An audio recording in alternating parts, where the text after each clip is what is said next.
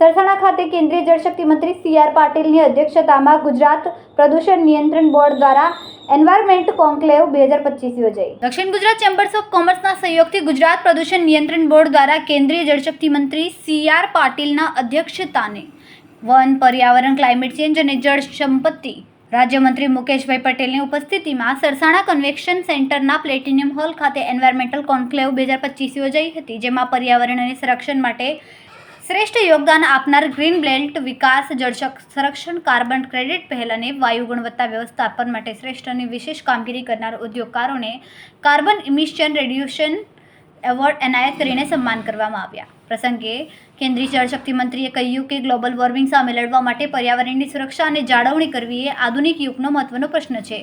વાયુ પ્રદૂષણ, જળ પ્રદૂષણ આપણા જીવન, આરોગ્ય અને ભવિષ્ય પર સીધી અસર કરે છે। વડાપ્રધાનના વિઝન હેઠળ આપણે આ સમસ્યાઓનો ઉકેલ લાવવાના પ્રયત્ન કરી રહ્યા છે। કેમેરામેન સેનિલ વિરાણી સાથે વિશાલ છેઠા, માનવ પ્રભા ન્યૂઝ, સુરત। અમારા વિડિયોની નવી અપડેટ મેળવવા માટે સબસ્ક્રાઇબ કરો માનવ પ્રભા ન્યૂઝ ચેનલને, બેલ આઇકન ક્લિક કરો લેટેસ્ટ વિડિયો સૌથી પહેલા મેળવવા માટે।